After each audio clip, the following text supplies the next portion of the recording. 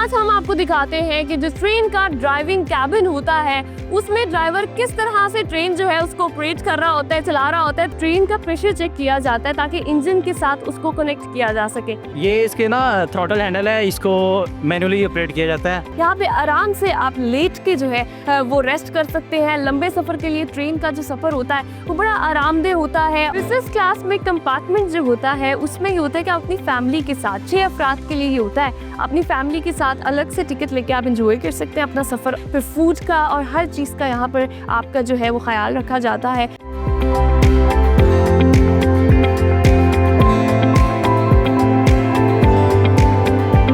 Maintenance area में जब हम बात करते हैं कि जब ट्रेन का प्रेशर चेक किया जाता है ताकि इंजन के साथ उसको कनेक्ट किया जा सके, वहाँ पे भी जब इंजन के साथ कनेक्ट होता है तो वो प्रेशर चेक होता है। यहाँ पर भी ये पाइप्स आपको लगे हुए नजर आ रहे हैं, इनके थ्रू यहाँ पे प्रेशर जो है वो उसको मॉनिटर किया जाता है, चेक किया जाता है, क्योंकि अगर कम या ज़्यादा हो तो प्रॉब्लमेटिक हो सकता है। इसलिए जो है वो यहाँ पर सारी मेंटेनेंस एरिया में जो है वो डबल चेक किया जाता है, यहाँ पे हो रहा होता है। और फिर मेंटेनेंस के लिए भी जो है यहाँ पर अगर कोई टेक्निकल इश्यूज इनको नज़र आ रहे हैं तो यहाँ पर जो लोग हैं, यहाँ पर जो टेक्निकल के स्टाफ हैं वो उसको चेक कर रहा है ताकि ट्रेन जो है वो 100% फंक्शनल हो और फिर उसको आगे इंजन से अटैच करके भेजा जाए।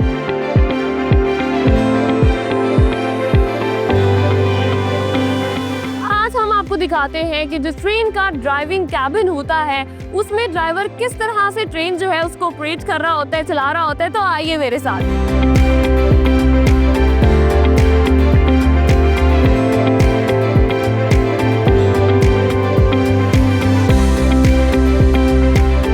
ड्राइविंग कैबिन में एंटर हो चुके हैं। यहाँ पे ड्राइवर जो है वो भी मौजूद है, उससे पूछते हैं कि किस तरह इस ट्रेन को जो है वो ऑपरेट किया जाता है। अस्सलाम वालेकुम जी। वालेकुम अस्सलाम। कैसे आप? अल्हम्दुलिल्लाह। कितना अर्सा हो गया आपको ट्रेन को ड्राइव करते हुए? मुझे तकरीबन 12-13 साल हो चुके हैं इस रेलवे की नौकरी करते हुए। यहाँ पर मुझे बताइएगा कि ये जो ट्रेन है यहाँ पर अभी हम ड्राइविंग कैबिन में किस तरह ऑपरेट होता है?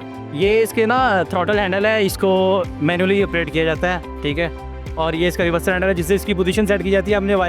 हमने फॉरवर्ड जाना है या बैकवर्ड जाना है। और ये इसके ब्रेकिंग पोजीशन है जहाँ से हम इंजन को कंट्रोल करते हैं, ब्रेक करते हैं इसको। मुझे बताइएगा कभी आपको जाते हुए ट्रैक के ऊपर कोई इशू हुआ हो तो फिर आप किसको जो है वो बताते हैं और किस तरह जो है वो आप उसको हैंडल करते हैं? अगर जो तो हमारे बस पे होता है हम उसको रिजॉल्व कर लेते हैं इशू को, और अगर हमारे बस पे नहीं होता तो फिर अपने कंट्रोल को इन्फॉर्म कर देते हैं, वो फर्दर इसको एडवाइस करते हैं क्या करना चाहिए हमें। अच्छा, बीइंग अ ड्राइवर मुझे बताइएगा बहुत सारे हादसा भी होते हैं अनफॉर्चुनेटली, तो क्या होता है? ट्रैक की समझ नहीं आती, कोई टेक्निकल फॉल्ट होता है या किस तरह? मैम ये एक बंदे की गलती नहीं होती, इसके अंदर पूरा सिस्टम इन्वॉल्व होता है ना, उसके बाद नुकसान होता है। ऐसा नहीं है कि एक बंदा गलती कर दे, क्योंकि देखने वाले बहुत से देख रहे होते हैं। और इसमें ये एक बंदे की गलती से नुकसान नहीं होता, हमेशा जब भी नुकसान होगा तमाम उसमें जो ना कैटेगरीज हैं वो शामिल होंगी तो नुकसान होता है। मुझे कोई ऐसी कहानी बताइएगा कि आपके साथ ऑन ट्रैक कोई आपको प्रेशर आया हो, कोई टेक्निकल फॉल्ट आया और आपने उसको सॉल्व किया हो। मैडम ऐसे कई ऐसे वाक़यात होते हैं जब हम लाइन पे काम करते थे, इंजन में फॉल्ट आता था, ट्रेन के अंदर फॉल्ट आता था, उसको रेक्टिफाई करते थे।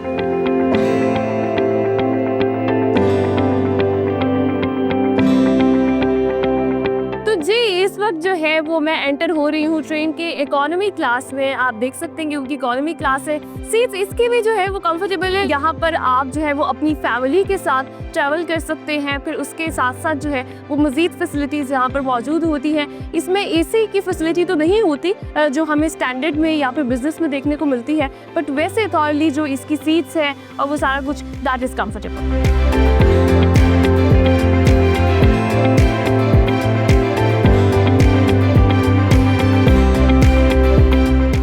हम डिफरेंट जो क्लास है उसकी बात करते हैं। इस टाइम जो इनका स्टैंडर्ड क्लास है उसमें मैं अंदर एंटर हो रही हूँ, तो आप देख सकते हैं कंफर्टेबल ट्रेन का जो एक एनवायरनमेंट होता है। यहाँ पे आराम से आप लेट के जो है वो रेस्ट कर सकते हैं। लंबे सफ़र के लिए ट्रेन का जो सफ़र होता है वो बड़ा आरामदेह होता है। और बेसिकली एयर कंडीशनर ये जो है वो ये इनका ये वाली क्लास होती है। इसमें एसीज चल रहे होते हैं, अभी चूँकि गर्मियाँ भी आ गई हैं तो ये बड़ा ज़रूरी होता है। बिजनेस क्लास क्लास में कंपार्टमेंट जो होता है उसमें ये होता है कि आप अपनी फैमिली के साथ 6 अफराद के लिए ये होता है, अपनी फैमिली के साथ अलग से टिकट लेके आप एंजॉय कर सकते हैं अपना सफ़र, और यहाँ पर जो है वो सफ़र कर सकते हैं। मैं अभी यहाँ पे बिज़नेस क्लास में सफ़र कर रही हूँ, तो जो इन्वायरमेंट है, अगर मैं बात करूँ एसीज़ के हवाले से, क्योंकि बहुत गर्मी अब हो चुकी है, वो यहाँ पर होता है लंबे सफ़र के लिए। फिर उसके अलावा आपके फ़ैन, स्विचेस, फिर फूड का और हर चीज़ का यहाँ पर आपका जो है वो ख्याल रखा जाता है, और यहाँ पे आपकी फैमिली एक कंपार्टमेंट के अंदर सफ़र कर सकती है।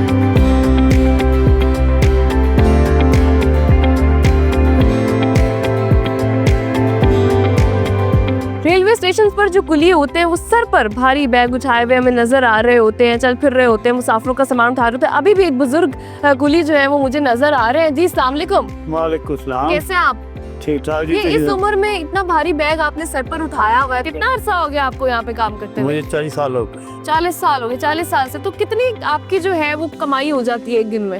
ये हवाई रोजी है, कभी 500, कभी 1000 भी, कभी कितनी, कभी 1200। तो घर कैसे पूरा करते हैं? बस अल्लाह करने वाला बच्चा, घर तो पूरा नहीं हो सकता, कभी अल्लाह ताला इजाज़त दे देंदी है जी। अच्छा, इंतजामिया यहाँ पर जो है उन्होंने आपको ये लॉन्च भी बना के दिया जहाँ पे आप आराम कर सकते हैं, वो किस तरह आपके साथ ताउन करती है?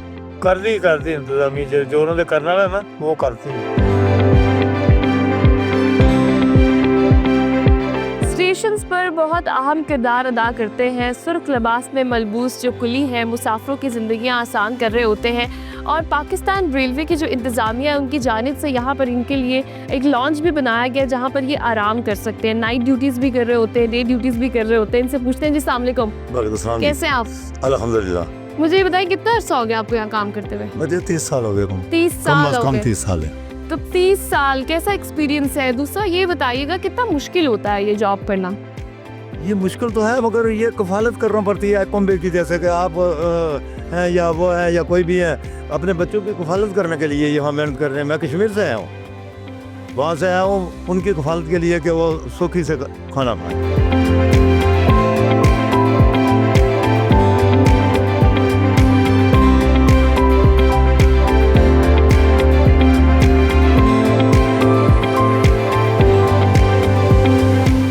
स्टेशन पर बहुत सारी कहानियां जो है वो हमें मिलती है, कभी किसी के मिल जाने की खुशी, तो कभी किसी के बिछड़ जाने का गम, और उसके अलावा जो है वो यहाँ पर लोगों की कहानियां। और अक्सर जब हम कोई प्रोग्राम कर रहे होते हैं तो कुछ ऐसी कहानियां, ऐसे लोग हमें मिलते हैं जो कि हमारी तारीख के साथ बहुत जुड़े हुए होते हैं। आज यहाँ रेलवे स्टेशन पर मुझे एक ऐसी कहानी मिली, और वो कहानी है परवेश मलिक साहब की, जो कि 94 इयर्स के हैं, और जब पाको हिंद अलग हुआ बरे सगीर 1947 में पाकिस्तान बना, तो इन्होंने जो है वो यहाँ से हिजरत की जलंधर इंडिया। तो आज ये जो है बड़े अरसे के बाद, उसके बाद आज ये यहाँ पर ट्रैवल करने आया, देखने आया। तब ये ट्रेन पर सफ़र किया करते थे, आज इन्होंने ट्रेन पर सफ़र किया। मैं इनसे पूछूंगी कि तब की ट्रेन में आज की ट्रेन में इनको क्या फ़र्क नज़र आता है, यहाँ पर इन्हें क्या फ़र्क नज़र आता है। अस्सलाम वालेकुम, welcome to discover Pakistan, welcome to Pakistan as well. मुझे ये बताइएगा कैसा महसूस किया आपने जब आपने पाकिस्तान आए, क्या फीलिंग थी? पाकिस्तान में आकर आई है observed a lot of change in positive direction, lot of change. I can't explain that, but I feel I have seen big change, progressive change. मुझे आप बहुत नॉस्टैल्जिक भी लग रहे हैं। मुझे ट्रेन के हवाले से बताइएगा, रेलगाड़ी में तब सफ़र किया करते थे, आज जो है वो सफ़र किया, तो तब की ट्रेनों में आज की ट्रेनों में क्या फ़र्क महसूस किया? पुराने वक्तों में कंडीशंस जो थी वो बस समझो कि गुजारे वाली थी बात, कि सफ़र भीड़ भड़का भीड़ होती थी, बहुत कोई संभाल नहीं होती थी। अब तो ओवरऑल तो तरक्की सब कुछ दिखाई देता है।